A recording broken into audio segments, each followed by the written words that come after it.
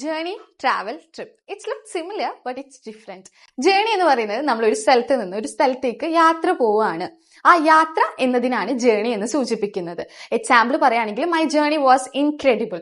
എന്റെ യാത്ര വളരെ മനോഹരമായിരുന്നു അല്ലെങ്കിൽ അടിപൊളിയായിരുന്നു. Second one, travel. ട്രാവൽ എന്ന് ഉദ്ദേശിക്കുന്നത് നമ്മൾ ചെയ്യുന്ന ആക്ഷനെയാണ് ട്രാവൽ എന്ന് പറയുന്നത്.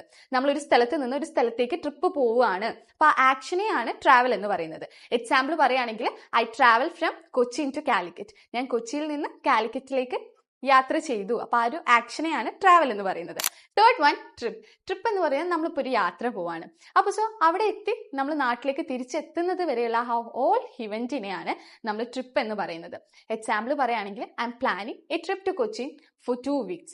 2 ആഴ്ച ഞാൻ കൊച്ചിയിലേക്ക് ഒരു ട്രിപ്പ് പ്ലാൻ ചെയ്യുന്നുണ്ട്. അപ്പൊ ആ 2 ആഴ്ച നടക്കുന്ന കാര്യങ്ങൾ മൊത്തം ട്രിപ്പ് എന്ന് പറയുന്നത്. Thank you.